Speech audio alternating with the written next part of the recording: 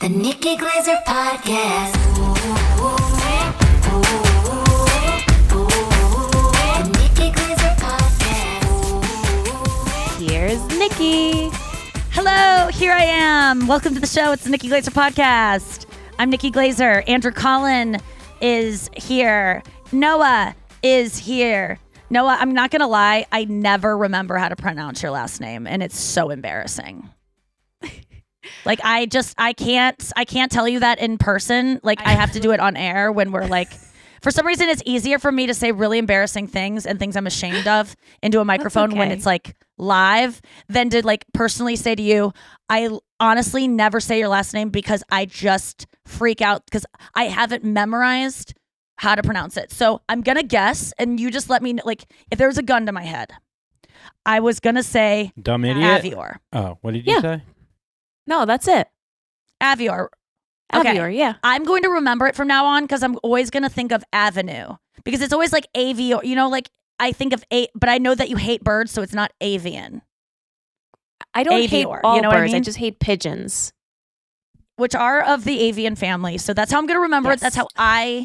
That's literally how I do everything. And that does not mean I'm a bad friend, by the way. Like Noah's one of my best friends, but me, it's one of those things that has been on my mind for so long and I never am sure of it. So I always just don't say it.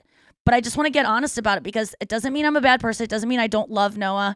I forgot one of my best friend Robin's birthdays yesterday. I forgot Kirsten's birthday this year. I forgot my mom's birthday this year. I'm not a bad person because I forget birthdays. I love them just as much as they love me. I'm going to forgive myself for it. And I hope that they forgive me too. But there's certain things sometimes that I just go, I have so much shame about. Like it's shameful that I don't know how to pronounce your last name. And then it's like, gets so Can I tell you just something goes really so far and embarrassing? then I feel too embarrassed. Yeah. It's Glaser. For a long time, I didn't know how to pronounce my own last name either. Whoa. Okay, that kind of makes me feel better, but like also I don't know. Can I Tell make me you feel about better that. too, Why? Nikki? Okay, Can I make you feel better? You didn't know Noah's last name. Yeah. No, I Did I just steal your joke? honestly, I don't think I've ever said her last name once out loud until I still haven't. Because you didn't know how to say it. Do you know now how to say it? Say it, Andrew. Yeah, What's my Avior. last name? Say it, bitch. Avior. Say my name. Yeah, Say my there you go. name. Avior. You got it. Avior. Avior. Like Dior. I'm gonna say the or. Is it wrong to say the or? It's Avior for our listeners who may not know. Is it wrong to say? Is it Avior? Because I would say the or is it Avior? Avior. I used to have There are a lot of. Oh, sorry. I used to have a language teacher, and she would go every time she would take attendance. She would go, Noah, au revoir. She would be like so dramatic about Yes, it. it sounds like Used to hate it. because avoir, AVOIR, is one of the most popular verbs, most used verbs in French. It's to have. It means to have. So, like you say. When you say like J apostrophe AI, it's like I have, and that's a conjugation of avoir, AVOIR. So it does look very French. So I'm glad to have that out of the way. Like that is a burden to me that I've just been avoiding for so long, and it's so funny. interesting to me that I could never tell. Like I have asked you about it before, and I kind of like swallowed my pride in asking you. We've had this conversation before, and I got the answer, and I think I didn't create a mnemonic device to remember it, and so then I was like, "Fuck, wait!" Like, do you ever do that where you're like clear the air, you like get some information, you're like, "Oh, good," and then you are so obsessed with all the pomp around it that you forget actually the thing. Like you get directions somewhere, and you're like, "Thanks, man." And you're like thinking about remembering the directions, so you don't actually remember. You know what I mean? So I need a Waze for your name, is what I'm saying. I need a GPS. But there are embarrassing things when it comes to like being a human being, and it doesn't mean you're a bad person. Like I think that so much of I'm always fearing that the things I do are all proof that I'm selfish. I am a narcissist. I am only out for myself and I'm a bad person. And there's like, I think I'm always trying to collect things that support that belief about myself. And so I was just talking with a good friend, Ian Fidance. He came by my hotel. I'm in New York City, and old friend of the U Up days, Ian Fidance. I haven't seen him in 2 years, and we were talking about, honestly, like we both are people who like love recovery programs, and we were talking about like struggling with just substance abuse, whether it be food, pot, alcohol, sex, porn, whatever it is. We were talking about all that, and really I was just trying to, what we arrived at was like, just all this behavior stems from feeling like you are not a good person and wanting to alleviate that feeling of like feeling like anxiety because you're either scared or shamed or anything. And the only way to alleviate it is to get a little hit of dopamine. And when you reach for that thing to make yourself feel better, all you are in that moment that you're doing something that is addictive or wrong or illegal is you're just trying to be a person who isn't in pain. And why would you ever be mad at a person that's just trying to not be in pain? And like, I just think that's a great way to, I don't know. I just want to put that out there as like, if whatever anyone out there is struggling with today, whether it be like, oh, I drove drunk a little bit that one time, and I'm so ashamed of that. I'm never going to. I shoplifted once. I have trouble cleaning my room. Everything you do is you're just trying your best. Like, you're just a person who's in pain. So like, let it go.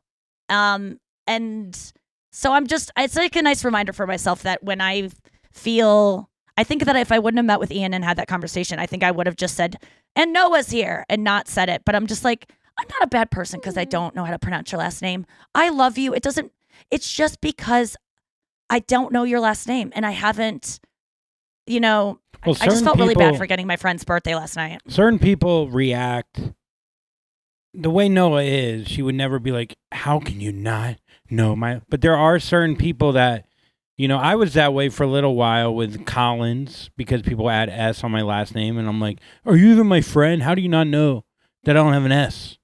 And those kind of people, it's tough because that's why we walk on eggshells when we want to bring it up. But a lot of people react poorly to the truth. So, well, I don't know what to really do when someone reacts poorly. There's actually a study that just came out. What's that? Well, we talk a lot about this. You and I talk a lot about this actually on the show of like, you and I are both scared of someone being mad at us, being criticized, having it come back to us. Well, you do this, or us having to walk on eggshells because you're so scared of the response you're going to get from telling the truth, right? And I actually just read a study on Reddit the other day that came out that said, and I'm paraphrasing because I only read a third of things, and I probably only read a third of this headline, but it said that we underestimate how much people want constructive criticism. We are living in a society where we are so scared to offend people. We are also so fragilely egoed ourselves that we project that other people don't want constructive criticism. So studies have shown that we bite our tongue more often than not, and we shouldn't be doing that because what people actually do crave is, hey, and there's a way to present it, obviously, but like, I love what you've been doing, but here's a way that I can love what you're doing even more. And like, you're not a bad person because you did it this other way. You're not wrong. Like, even when it comes to sex, like I kind of, there have been times in romantic situations for me where I am scared to voice what I like in bed because I don't want that person to feel like shame about doing it a way that I didn't like. And it's so stupid because like that one time that I was giving a hand job and my stupid ring that I can't get off, like scratched the person. Like there was a part of me that turned into 17-year-old Nikki that is like, I'm not perfect and I fucked up and like he hates me because I did this thing. I'm doing it wrong. And there was like a flash of like this deep shame of like, I'm bad because I did something wrong. And I almost like started pouting and was just like, I don't even want to do it anymore. But then I'm like, that is helpful for me to know. So this person, I can give them more pleasure in the way they want, that they're not doing this because they think I'm a bad person. And it's just so great to get older and forgive yourself for things. And I think you're right, Andrew, is like, there's so many times you don't say things because you're worried about the response. And those people that do go, oh my God, you don't even know how to pronounce my last name. It's Glaser. You've been saying Glaser. You're my best friend. How do you not know that? The truth is, that's on them. Like if people get mad at you because they're trying to make you feel like a bad person, because honestly, they feel like a bad person in some way in their life and they are projecting. It always comes down to that, because people who forgive themselves for being humans and being flawed don't have that same aggression towards other people. So when you are met by someone who lashes out at you, like Andrew, I've done it to you in the past. I'm trying to get better at it, but this is something we've dealt with where you've been scared to confront me about something or to say something that you need or want from me because you're scared I'm going to say no, or like I'm going to say no, which actually is an answer and I'm entitled to say no, Sure. which is in your, like we dealt with that, which is another whole bag of bullshit. But like when I respond in a way that is like, Andrew, I can't believe you didn't know that. Like, why would you do that? And like, that is me, 100% me being anxious that day because of some other shit. Like,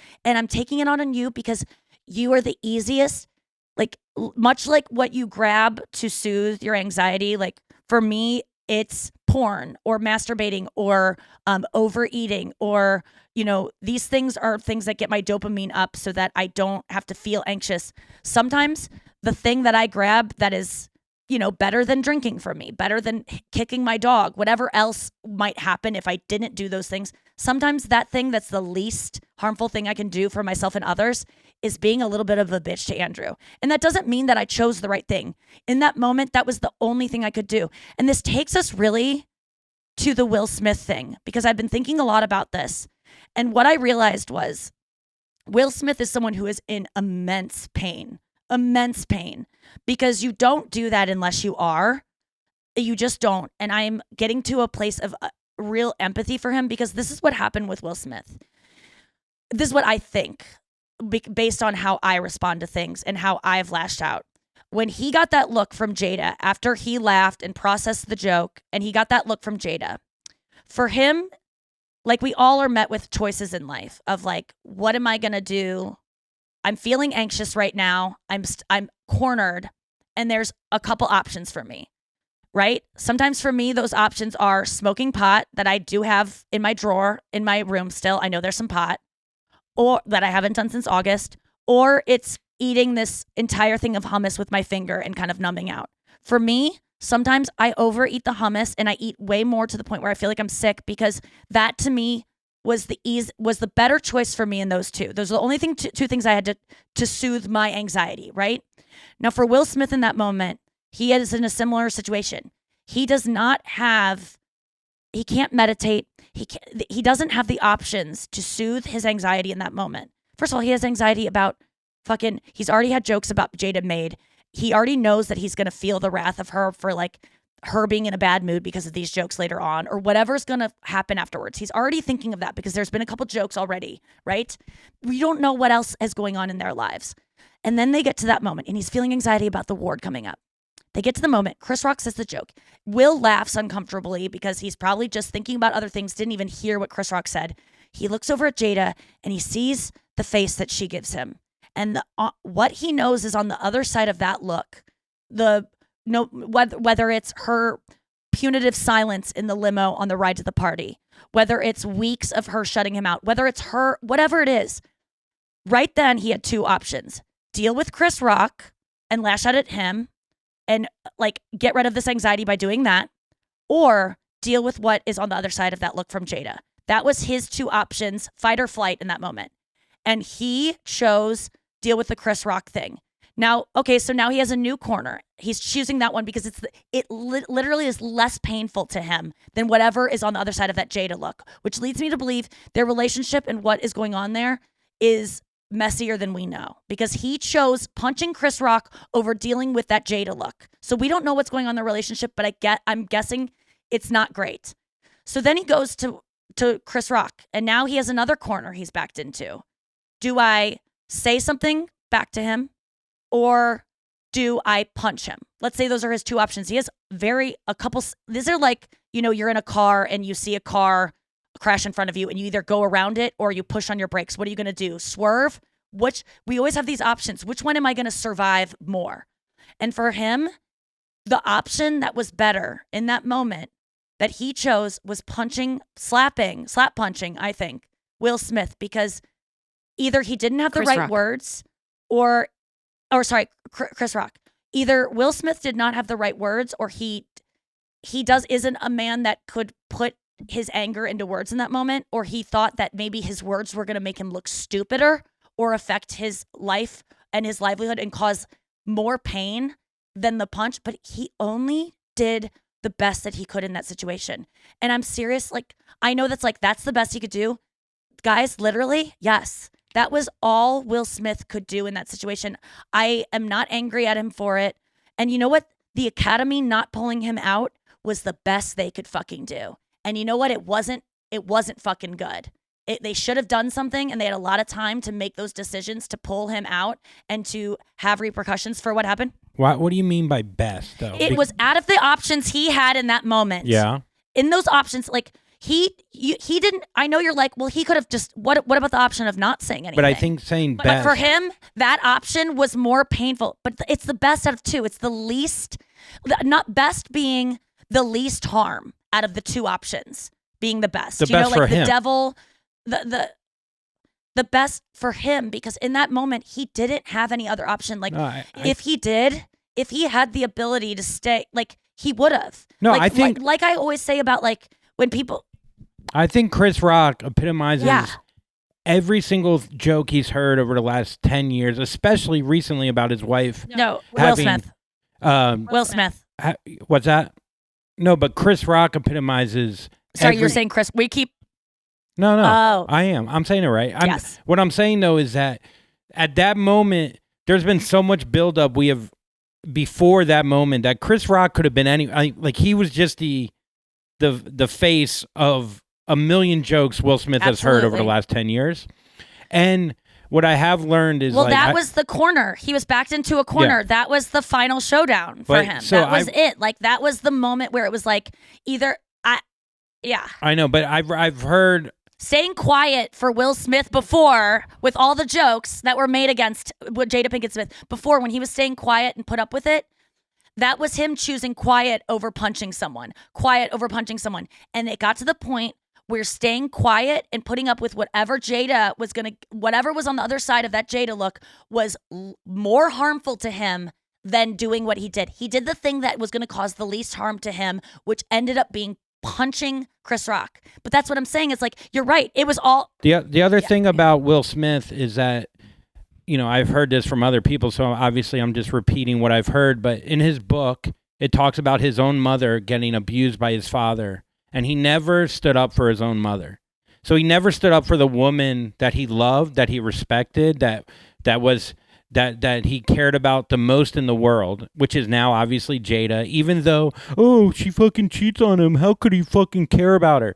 Life is weird. You can still fucking care about someone like that. Yes, that's what was all. Yeah. It all culminated to that moment. Yeah. And he didn't have an option. He didn't know it was going to be that moment. He wasn't saving. It wasn't. It was a volcanic explosion that was rumbling for a while, and that was the moment. But we do this all the time. Like, there are times when I will get into a fight with my boyfriend over the tiniest little thing, because it happens at the moment that my defenses are weakened. I'm on my period. I'm more emotional. I have been, pushing things down that I'm upset about, and it all comes out over this dumb thing. It's not about the fucking whatever it is, him making the wrong turn. It's about all the other shit. It was just the thing that it was the best he could do. And Will Smith is someone who's in pain and was doing the best he could do in that moment, which wasn't very good, but it was all he could do, honestly. The annoying thing that I see is, like, so he finally stands up for his woman, right? And then everyone goes, God, he's so emasculated. He just listens to whatever his woman like, you can't win. Like, you stand up for your wife, right? Obviously, the slap could have gone about differently. But, like, the idea that, like, you're such a fucking pussy for being tough. You know what I mean? Like, the guy can't win. So either he sits there and he takes it and he's emasculated, or he hits the guy and he's also emasculated. And all these, like, tough alpha males, like, no, you don't listen to your woman there. You just take the joke. It's like, I don't know, this whole like meathead culture about, and yet he actually got up and stood up for her. So I don't. Yeah, it wasn't the right way to stand up, because if you would have had time to think this over, it was just him being in a car accident and there was a crash in front of him. Does he swerve or does he put on his brakes? We always have these like two things that we got to decide in the split second, and he chose one that was like either way was going to be messy for him. He didn't have. But coming into it, if you're premeditating, if he had ideas of like, if someone comes at Jada, I don't give a fuck who it is. Tonight's the night. Even that premeditation is the best he can do in that moment. No, honestly. I know. I'm just saying it's an interesting way to look at it. Like, because if it was scheduled, I'm feeling for everyone in this. Everyone's doing their best, and some people can't help their brains and what they do. I just got to remember that before I get on. Just start hating everyone, and everyone's doing the best they can do. All right, let's go to break and come back with a fun show of news and laughs. All right, we're back. Let's get to the news. Wait, before we get to the news, let's get to your tour. Oh, thank you for that. Tour dates coming up, you guys. We are going to Austin, Texas. We are also going to New Orleans. Austin is April 14th, I believe. Yes. New Orleans is New Orleans some is other April day. 21st. April 21st. We're going to just talk about these cities a little bit, because when we talked about Winnipeg, it got people interested, and I just like learning about I never learn about cities before I go there, and maybe this will help me come up with some jokes for places. I want to talk about Austin. These are some things I just came up with. 10 facts about Austin, Texas you didn't know. And if you might just like knee-jerk want to plan a trip to Austin, this is part of the Moon Tower Comedy Festival that I'm doing. It's a whole weekend of all the best comics in the country coming together and doing shows. What a great place to just go plan a girls trip, plan a romantic weekend. Just go by yourself if you're a comedy fan and just binge comedy. So I'll be there Thursday night doing 2 shows. But there's like comedy live podcasts happening all weekend long, and I really recommend it. If that sounds good to you, plan a trip around it. So Austin has the only nude beach in all of Texas. Hippie Hollow is a clothing optional beach located on Lake Travis. Oh my God, I love that. Have you ever been to a nude beach? Just in like wearing layers. Topless. What? I just love the idea of a guy that like puts on a winter coat and goes to the. But no, I've never. You've been topless before? Where, in Israel or something? No, it was in St. Martin. Oh, Went to a topless beach. I would love to go to a nude beach. I don't want to have like I don't want to get like sand in my vagina though, because it already does when you're wearing a swimsuit, and it's just like having sand in your sandwich, which I got one down there. Austin, let's see. I had no idea that's why they called it sandwich. These aren't interesting. God, these are the worst. Austin, if there's okay, these are all the worst facts. It's just like promoting things. The Texas State Capitol building is the second largest Capitol building. Who cares? Austin is one of the sunniest cities in America. Out of 365 days, Austin gets an average of 300 days of sunshine. That's awesome. I lived in Boulder, and they also, for a year, I lived in Boulder going to school, and that was also a place that celebrated 300 days of sunshine. And man, does that affect your fucking mood, Kirsten is one of those lights that she sits in front of in the winter when she's in Kansas City. The red light thing? To like give her, I don't know if it's red light, but it's just like for people with seasonal affect disorder or whatever that like, and she says it really works. I definitely feel a mood shift when the sun is out, but I'm also one of those people that loves the rain because it gives me an excuse to be depressed, which I think actually makes me the most fun depressed. I had in Austin, I took a pontoon boat down Lake Travis. That was cool. And then you go on I don't know if have you ever done a rope swing? It's like I did ropes courses like in middle school and stuff for like team building. Oh, those were fun. A rope swing like into the lake. Yeah, you mean into like the a lake. rope swing where you like let go? And there's video Oh no, of me. I've never done it. I've never been less graceful. Like you only fall 10 feet, but you would have thought I fell 6,000 feet the way I hit the water. It's like I hit it in a way that it looked like God threw me down to try to kill me, but it was cool. It was fun. But yeah, no, people do it all the time. The best is like you see those videos where the person lets go a little early and they miss the lake completely, which is Oh yeah. I mean, You know what? I have done a rope swing off a yacht, and that's not to brag, but it is. It was off. Amy rented us the Seinfeld's yacht in the Bahamas for like all of her girlfriends, and we had to take a seaplane there, and we were on this amazing fucking yacht where I remember they had a whole boat crew like below deck that they ironed our sheets, which I thought was like, why are they ironing our sheets? That's so stupid. But it was the nicest experience of my life. But they had a rope swing that went off the thing, and I remember being so scared that I was gonna let go at the wrong time and just like slam into the side of it and just like flop in, and like it's just ropes, and like thinking your upper body strength is like more than you like. I always overestimate how strong I am, but I looked pretty good actually.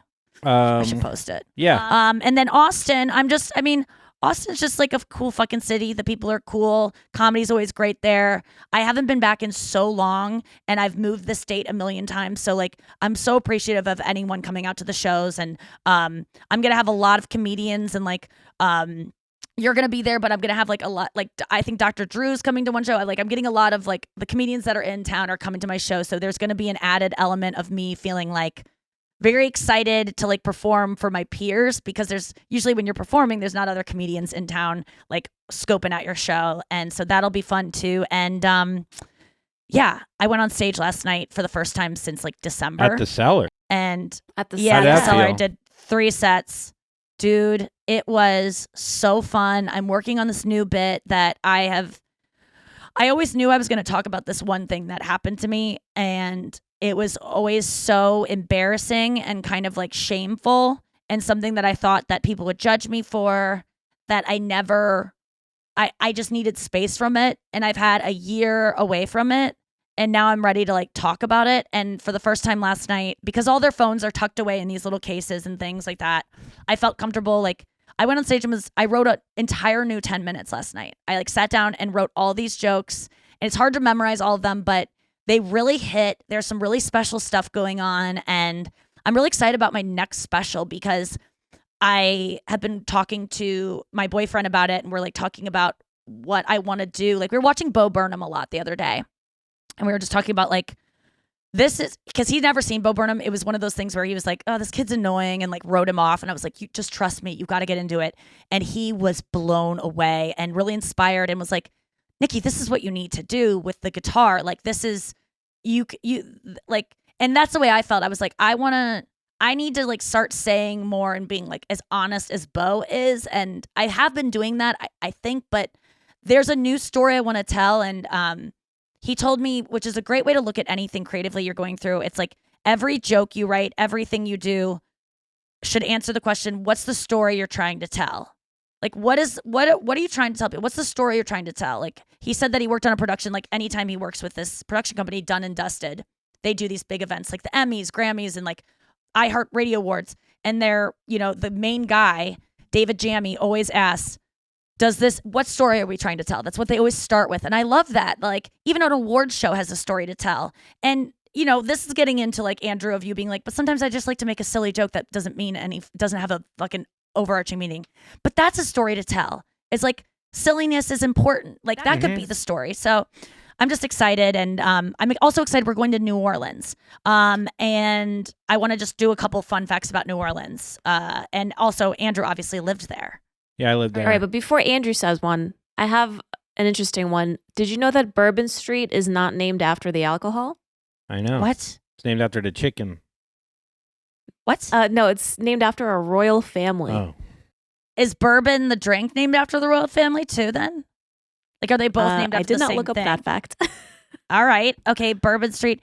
That is, New Orleans for me has been tough because I don't drink any. I wish I would have gone to New Orleans when I drank. I mean, it's such a great city. I hope that let's stay an extra day there or something to like, I want to just have you take me around, Andrew. Like, where would you take me in New Orleans as someone who like has been on Bourbon Street, has kind of done like, I don't like beignets, I don't like fried food, I don't like drinking, I love like music. Like, where would you take me? I have the perfect thing. It's my second fun fact.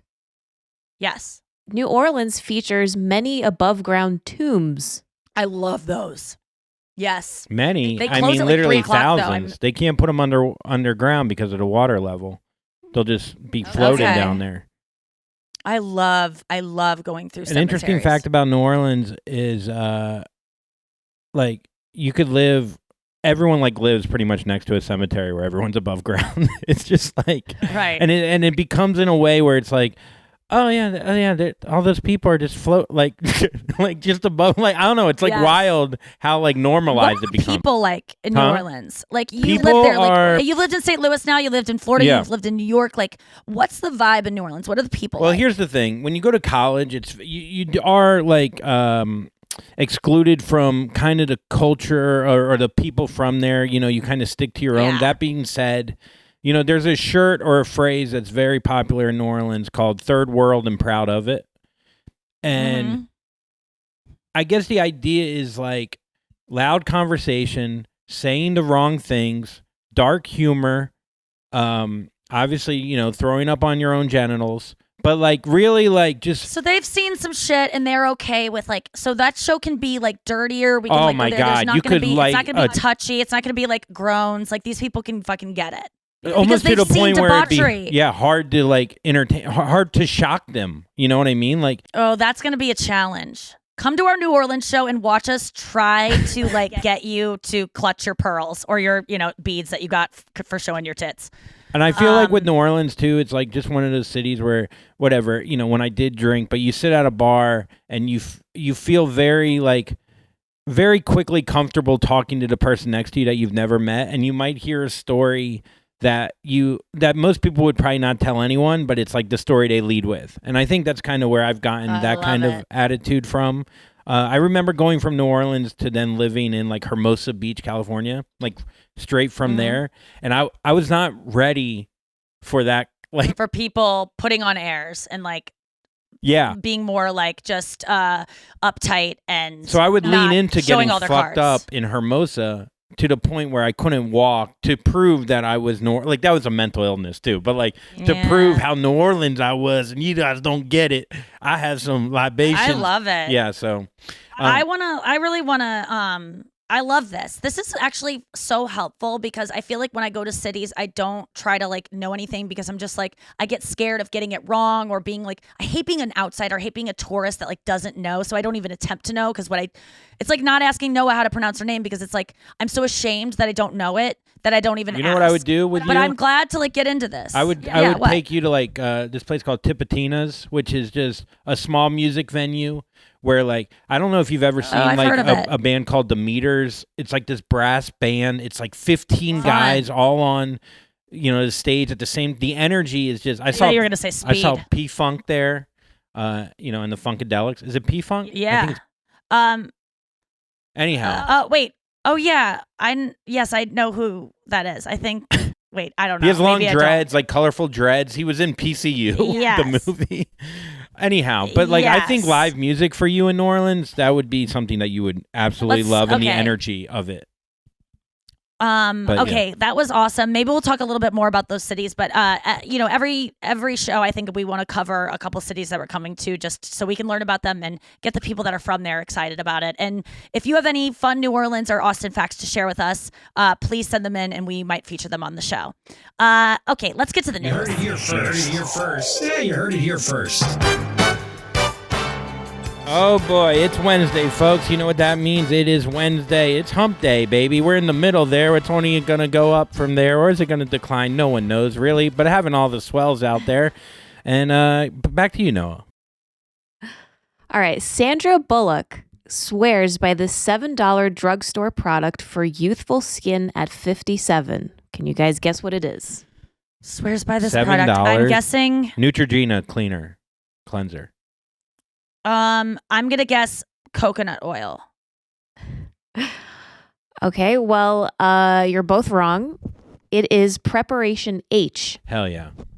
She said that while starring as Gracie Hart in Miss Congeniality, she took away a beauty hack and said, "I didn't realize that putting hemorrhoid ointment on your face is acceptable in the beauty business, but apparently butt cream does help lines around the eyes."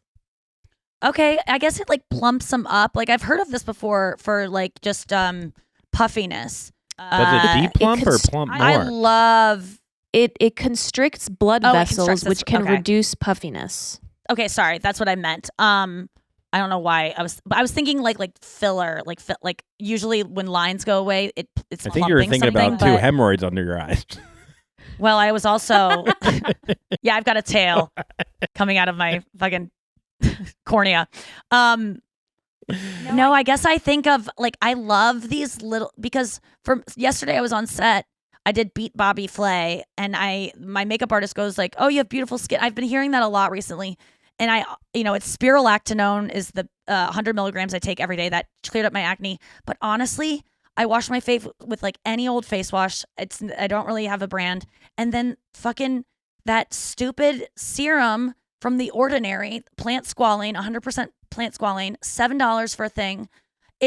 I swear by it, you guys. Like, it's just, that's all I need. And it's so simple. And I've bought things that are hundreds of dollars. And I think it just can be so much more simple than people think. And yes, and the filler I had underneath my eyes was one of the best, like, invasive kind of things that I've done. And I've done a lot of them. That and M-Sculpt on my butt gave me a butt, and it hasn't gone away. And maybe also like eating properly and gaining weight has given me a butt, but M-Sculpt on my butt, and then the filler underneath my eyes really helped with like just the hollow eyes. And the thing is, I'm still lovable with or without it, but when it comes to skincare, you don't need to go crazy. And I would die for any bestie to call in with like, here's my like cheap thing that I swear by. Like, do you guys, Noah, do you have anything in your arsenal that's like just you'll always use the rest of your life in terms of hair care, skin care? One thing that I learned is that what does she say? Eyebrows are the window to your face or something. Yes. So like if you have good arch in your eyebrows, it's like an instant facelift. Love that. I learned a new trick that I want to share that I rarely find a new trick. When you're using an eye pencil, and men listening, maybe share this with women in your life, or if you're a guy who wears guy liner, when you're using a pencil, sometimes it's like it kind of like doesn't go well, like it's a little too cold, and it's kind of gets like it doesn't like smoothly go on because it's like a pencil. I saw my makeup artist one time just do a lighter and hold it over the lighter flame a little bit to warm it up, and then it goes on smoothly like it's almost liquid eyeliner. And I thought that was like such a cool trick, but I did it the other day and I burnt my eyes. So be careful. Okay. It doesn't take a lot, just a couple swipes, and then test it on your hand like it's baby formula. Okay, next story. Social media withdrawal symptoms differ in older and younger people. One study found that older participants reported greater psychological distress upon removing their mobile devices, while younger people reported feeling better, less anxious, and less depressed. The theory is older people may have more stressful lives and need an escape, so they use their phones like a sedative. In contrast, younger people may be seeking excitement, so they use their mobile device as a stimulant. Interesting. Because you would think that people whose brains have been formed with mobile devices would be more dependent on it. But I do find that I was around a bunch of youths once. I'm not going to get into details because that's my own personal business. But I remember being around youths and like having them say like even Emil, I remember telling me like, he goes, yeah, sometimes I just go to the coffee shop and I leave my phone at home, which to me, I would never do. I might put my phone in my bag for a little bit or put it face down when I'm having lunch with my friends so I'm not triggered by like it lighting up. But leaving it at home, I would not be able to do that. And I think that sometimes, yeah, maybe your life gets so stressful it's harder to manage these because what your phone is exactly what we're talking about. It is a way to numb out so that you're not feeling your feelings because you're having anxiety. And so you go to your phone to like not think because it's too painful to think. You're avoiding pain. And I think when you get older, you get weaker to make good decisions for yourself. You just have less options because you're fucking tired. You're more in pain because you're fucking weighed down by life. And it's just the easiest thing to not give up. Also, I mean, I guess thoughts on that, Andrew? Yeah, I think like social media, I guess you could replace that with like an actual drug, right? So when you're young and you're feeling anxious, where you might fucking throw in some cocaine in your nose to fucking wild out, to forget about everything and to just live in the moment and be present. When you're fucking 65, the idea of cutting up cocaine is just like, I don't know if I mean, I think you'll die, but like the idea you have of like options, like you want to numb out. You want to numb out, but you don't want to. You don't need. Don't want it to be harmful. Yeah. The least harm. And I guess more younger you are, you're more apt to do things that will numb you out way more than your phone that you don't know yet are like way worse that's for true you. too. Yeah, that's true too. And also, well, I think that's your point. Is like young people are like, oh, I'll just do cocaine or I'll do. Oh no. I just meant they're using their phone as, like Noah said, as like a stimulant. So like the idea being like, they would rather not rather do cocaine, but like their phone is cocaine to them. It's like, I want to see something fucking wild on my phone. Meanwhile, an older person, it's the same thing. Wants Xanax. You know what I mean? Like an older person wants. But she's saying older people have more. Get more anxious when they're away from their phones. That was the study. So younger people, psychological distress. No. But my point is that they use social media as a sedative, and younger people use it as a stimulant. That's what she. Okay, Yeah. Gotcha. Yeah. Oh, that makes sense. Yeah. So. You Yeah. don't see an old person taking speed usually, because then they'll just crash their wheelchair into like. Yes, you do. Really? We had a president on. Oh yeah. We have yeah. It's like caffeine. We're all on speed in some way. Like ADD meds that people Foo abuse. Fighters just took 10 of them. Yeah, I mean, it's like speed is rampant. Things that uppers. I hate downers. Like I definitely always loved alcohol, which is a downer, but uppers I don't have addictive behaviors towards. Like I did cocaine. I was like, I love this, but it wasn't like I want to do it more. Like I'm just like, okay, that was good, and I need to like stay. I don't have the downers I get addicted to. Uppers. But yeah, we're all trying to mitigate it. Up and down, up and down. Let's take a quick break actually right now, and we'll come back and do more headlines. All right, we're back. Noah, what's the next headline? All right. A relationship expert has revealed the 3 real reasons that couples are triggered to argue. The first underlying dynamic is about power and control, which may sound like you need to unload the dishwasher my way because that's the right way. The person responding badly to that because they feel like they're being bossed around and they're losing a sense of control. Exactly. Okay. The second underlying cause for arguing is respect and recognition. For example, you always make plans without even asking me first. Yes. Or do you even realize how much I'm doing around the house? Very common. Right. Like I need to be men, as we know, Noah, need masculine energy, whether that you're the female or male or whatever in the relationship. If you're the masculine energy, you need to be respected by the person to feel loved. And I think a lot of women fuck that. I realized that was the problem in my relationship, was that I didn't respect my partner the way that I thought I did, but I didn't. And now I made the right choices for myself to find the ways that I have the most deep respect for this man that I never had before. And it's as soon as I was able to tap into that, and it's real, and it's like fucking like I've never felt before, the kind of respect that I have for my boyfriend. As soon as I tapped into that, everything that he often would feel triggered by or feel like insecure about completely went away. It made him feel so safe, because men need to be respected and women need to be, cherished. And it allowed him to cherish me when I respected him. But respect is huge. What's the third? The third one is being caring and closeness. And it may sound like, why am I the only one to text? Mm-hmm. Like to initiate, like that happens a lot. Yeah, like why am I the only one? Why am I sending initiating texts? this? Yeah. And the fourth is IKEA. Yeah. Yeah, it's like, I mean, all of this, every argument that I get into in my relationship or in past relationships has always come from a place for me of fear of abandonment, fear that he's going to leave me, so I leave him first, fear that anger that I am having to not be myself because this person can't handle it, which really is about me not feeling like I'm good enough for this person because I should be able to be myself.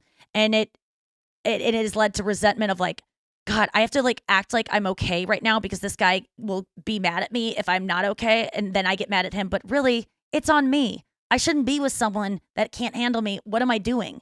So it was always it's always coming from a place of insecurity and me and feeling unlovable. And the only reason I'm able to have a good relationship right now, 100%, is because I love myself. I just know it. And it doesn't mean that if you don't love yourself, you can't be in a relationship. But to be in a really healthy one, I do believe that you have to respect yourself enough to love someone else. I wasn't capable of it before, and I didn't even know I wasn't. And I was doing my best, and I'm glad that it took me this long. But the other day I was watching the reality show with Chris. Did I share this anecdote? No. And I was watching the first episode, and he was watching it through his fucking fingers because he doesn't want to see himself. He's like embarrassed of like, he just doesn't, he's like me. But I told him, you are so good on this. You're so adorable. We are so cute. I'm like rooting for us. Like I'm watching a Nora Ephron film. Like we are so fucking cute. And for whatever reason, I've watched the pilot now 3 times. It was the 3rd viewing with him. And I was watching it and I was like, I saw how much he loved me in it. Like I really saw it. And I was like, that guy loves that girl so much. I kind of stopped seeing myself. And I was also like, that girl, she's a fucking lot. Like what a fucking guy this guy is. Like I always used to think I was such a fucking prize and like, why don't guys get it? And the thing is I am, obviously, but there's nothing wrong with me, but I am a lot. It takes a very special, highly like, tolerant and like like forgiving and like secure man to be with someone who is so opinionated, loud, talky, like as me. It doesn't mean that like anyone who can't put up with me isn't special, but it takes a very unique person. And I just turned to him and I go, thank you so much for loving that girl. She is so difficult and like she's adorable and I love her so much and she is doing the best she can, but that is a lot for someone to handle. And you are such a good man for loving her. Like she needs that love. And you were like, I just love you so much for loving her. And like, thank you, because that's a lot. Like suddenly I saw like what he puts up with instead of me being like, you're welcome. I was like, and of course, like I'm amazing and we laugh together and I'm a very forgiving and affectionate person. I'm sexy. I'm all these things that are great, but I'm also a fucking handful. And I respect him so much for being such a man and putting up with such a sassy, brassy woman that I don't think a lot of men could put up with. And I know a lot of men couldn't put up with. And I just loved him so much for it. And I think it's a really great way to find affection for your partner is to just acknowledge that you're a tough cookie and that someone chose to be with you and how cool that is and chose to love you and like stand by you with all of your flaws. And I fucking loved him so. I just love cutting to Chris smacking a random guy in the face because he has to put up with you. He's just smacking a guy at freaking Whole Foods who just packed his food wrong. Oh my God. It's like, hey dude, it's not me. Just watch the show.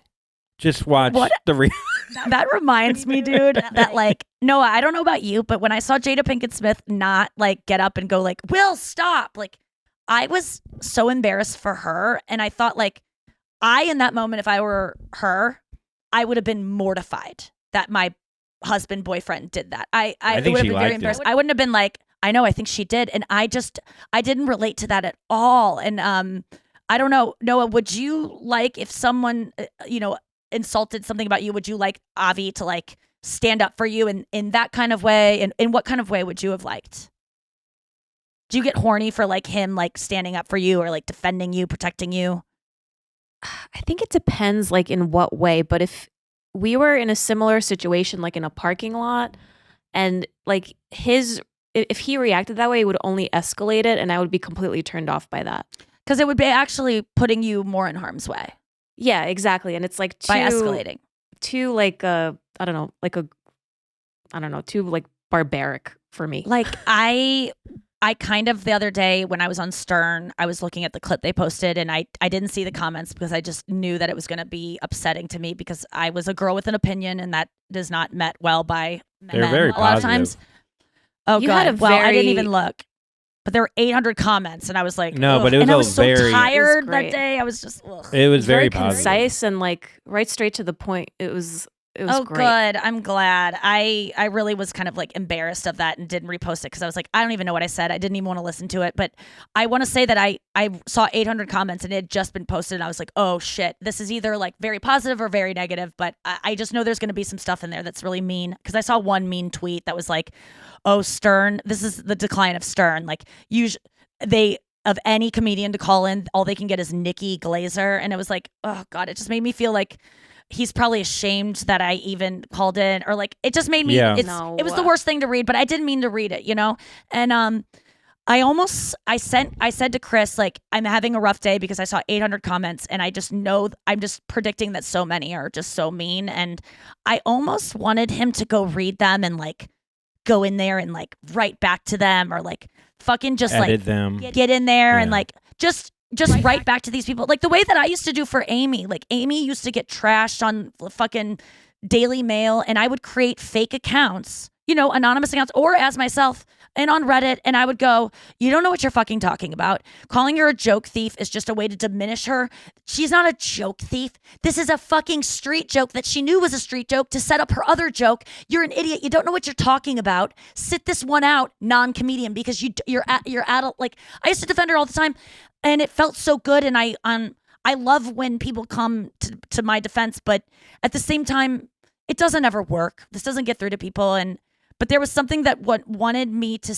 I just want someone to witness what I deal with. You know, I guess that was it. I wanted someone who I love to witness like the hate that I have thrown at me sometimes, and like how, and just to take that into consideration when I'm having a bad day, that like your version of a bad day is your own unique situation that I have to empathize with, but also like just I want you just to see a little bit of what's being hurled at me, because he doesn't see it, you know, and I don't see it either. But even just knowing it's there, it's kind of like, Andrew, you like to know, you would like the water to be clear so you could see if, or you want the water to be murky so you don't know if sharks are there, Yeah. right? Like, And you want it to be clear. and I want it to be clear. But if you, I don't- if you that don't analogy read the doesn't really work comments, for this, then you but- would keep it murky. Yes, I just go with it must be negative. Like I It just must go be- with there it's must be a negative. shark under I there. don't want to. Yeah, It really there's sharks wasn't, in there, though, and like- I'm not even gonna get in. I didn't read like all of it. I really, but like everything I saw, I mean, I honestly didn't see one negative, and I wasn't looking for negative, because if I did, I would have went through like all of them.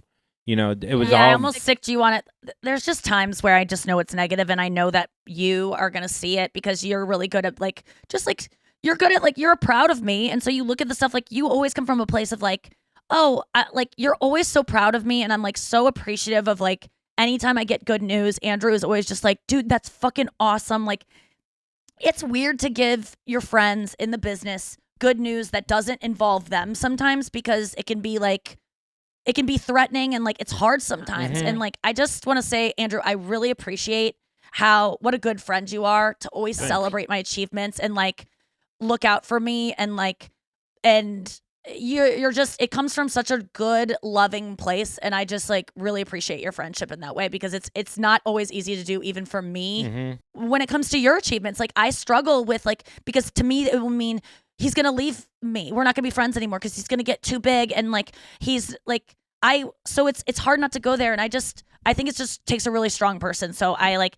thank you for loving me in that way as a friend. I appreciate it. And thank you for like, I mean, it's reciprocated, as you know, I've said many times, but like, you know, just like little things, like I don't know how the conversation went with David Spade to get me to open for him this Saturday, but Oh yeah. but that was you going, hey, I believe in Andrew. He lives 5 minutes Oh, away. yeah. There's no other comedians there that are alive. But other than that, you know, no. That's but like, not it, dude. There's other comedians. No, I was no, like, I'm fucking this- around, but, like, no, Andrew's the best fit to open for David Spade, and he's gonna impress him so much. This is gonna lead to opportunities for him that that have nothing to do with me. Like you deserve it, and like it's something that I gave to you because you deserve it. And because you're I funny. It's not felt- big. It was yeah, and I felt on your end like, I don't know. I don't know what switched with you either, or like both of us, I guess, where it's like, okay, we're a team. We're individuals,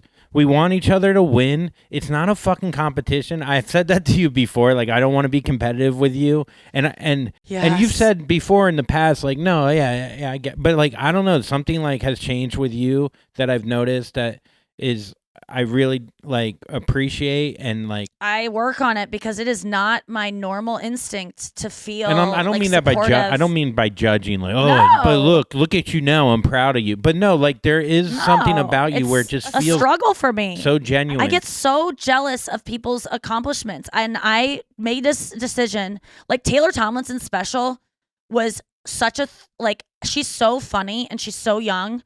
I didn't want to watch it. Yeah. And it's all because I'm threatened by her. It's all because I'm scared she's funnier than me. People with female comics always go, God, and every comment I read about her is always like the one female comic that I like. Like, and it's just, it all feels so personal against me because she's funny. And I just caught myself in this like spiral of like not wanting to celebrate her and this amazing special she just put out or how funny this fucking phenom of comedy is because it somehow had something to do with me. And I chose, even though it was difficult to me, to fucking promote it because I was like, I'm not promoting this on purpose because I'm threatened by it.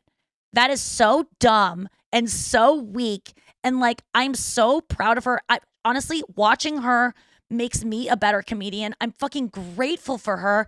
And the second that I promoted her and was like honestly said what I said, which is like this, you know, she's a beast. She's like the one to look out for, and look out for meaning like watch, not like, whoa, she's going to take your place.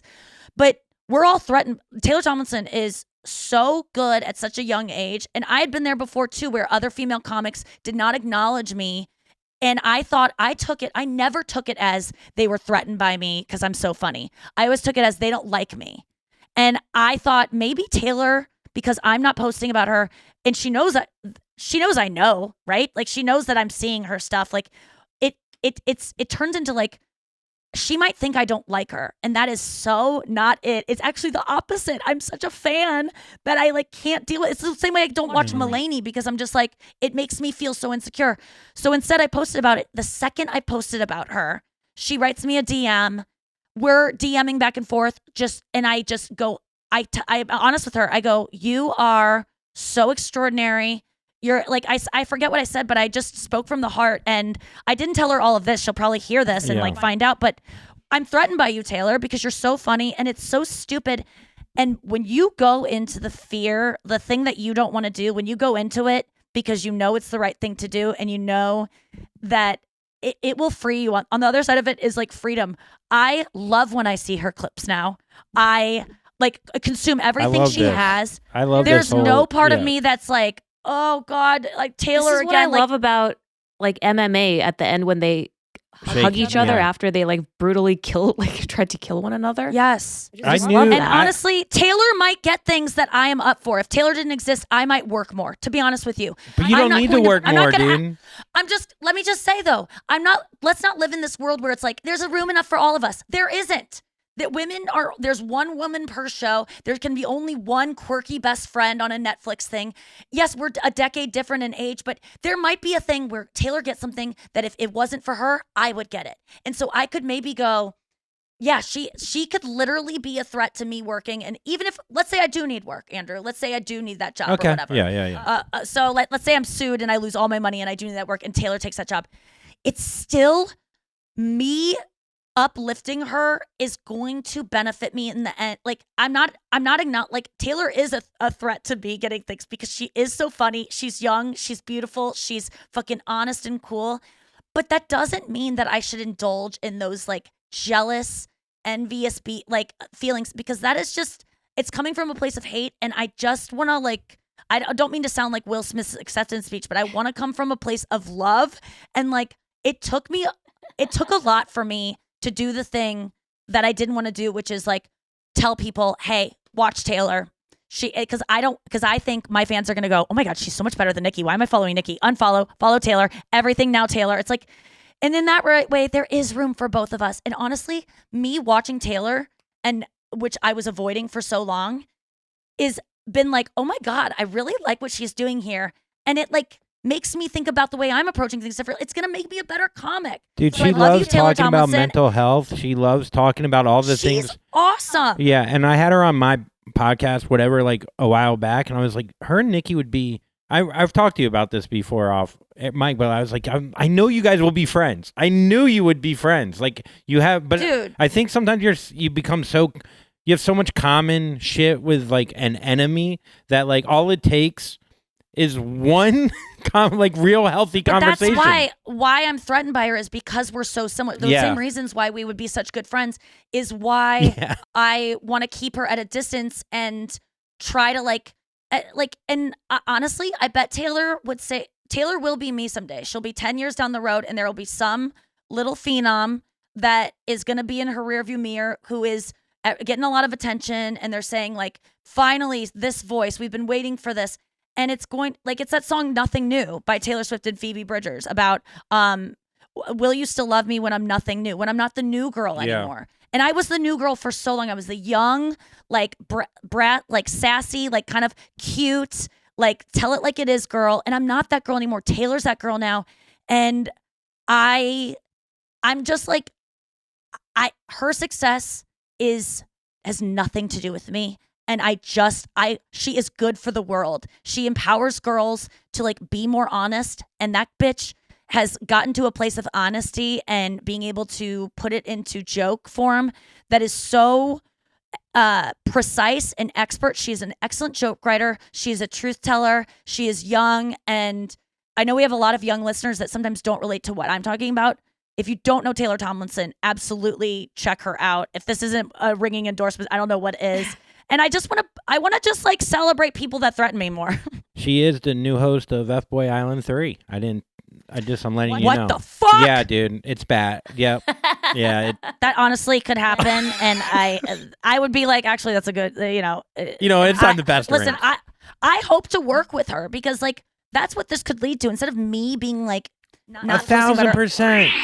Final thought. Yes, 1,000%. You guys need to start listening to Taylor Tomlinson's podcast and drop out on ours. No, we got to have her on the show to talk about this because I'm going to write her a DM after this just to warn her that I go into a whole thing. But it's for me, starting out this episode, admitting I don't know how to know his name. Like I am actually admitting a lot of things that I never thought I would admit on air. You're really in a it's healthy true. spot, Nikki. Like, thanks, it's man. awesome. But it came up because, dude, like it used to be hard for me when you would get things, whether it be like a girlfriend, whether it be a cat, like things like that. I got a cat a week ago. Threaten me. No, but I mean, like in the past, if you got a cat, I'd be like, "Oh, I'm jealous. He has this new thing to post about that is like doesn't have to do with me." And What, is only this cute little thing? What? Are you what's jealous his name of? again? I don't know. Mango. No, Mango. Avior? I mean, he is fucking Mango. cute. He hates me. But Mango anyways, is so cute. anyhow. But yeah. But like it when I have those instincts, and I still do them. I'm not fucking perfect. I'm sure there's gonna be another Taylor Tomlinson that I'm gonna like have to like. But what is get it through about all like of the this. posting of like me having a cat to post? Like, why would that offend or affect you negatively? Because it's getting you attention for honest. This is all really embarrassing to admit, by the way, and I don't think that I'm alone here in admitting that like when people's lives are going well on Instagram, you kind of resent it because you're in a bad place. Like you want everyone to be as gloomy as you are. So like obviously it has everything to do with me. That didn't happen, by the way, but like let me just say how that could in a way. Yeah. You getting a cat. Oh, Brenna and Andrew are so happy with their cat. Like he's just happy. He looks happy. Everyone's happy for him. They're saying how cute the cat is. Everyone loves him. He's getting so many likes. No one likes me. He's gonna get so many likes that now he's gonna realize like this post has nothing to do with Nikki. So do I really need to be friends with Nikki anymore? Like it's not really helping. Like I can. That's the way women are fucking weak. That's the way my brain thinks. I go so far. And it's such a fucking narcissist. Like it has nothing to do with me. I do shit like that. But yeah. I take it personally, and I'm just starting to realize like if you just come up from a place of like, what's the story I want to tell? Honestly, let's come back to this. What's the story I want to tell? I want everyone in the world to feel love and happiness and joy. Like that's all I want for anyone. and I want myself to feel that way. And anytime I want someone to not feel joy, it's because I don't feel joy and I want it to match mine. So like, but when it comes down to it, like those feelings of jealousy I have are all myself, and I'm not a bad person for feeling them. That's why I'm talking about it honestly, because I don't think that's something to be ashamed of, to feel this way and to feel threatened by people.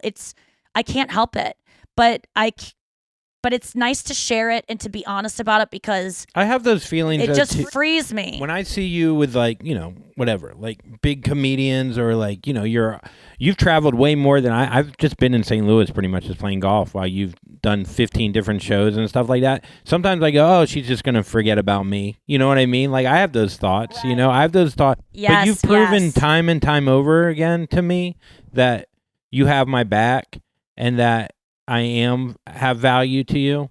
And no matter who you meet or like being on Howard or all that shit, which is whatever, like you've proven that like, oh no, I'm not going to, but I still have those doubts all the time. I have that brain that goes through that like, oh, look at her there. Oh yeah. Oh, she's just going to move to LA and I'm going to somehow live in St. Louis and have to eat dinner with her parents without her. Like, I have these kind of thoughts, that you're not crazy to think that like those kind of, like, so I guess that's true, and like that's very possible, all those things. So I just want to like validate that that might happen.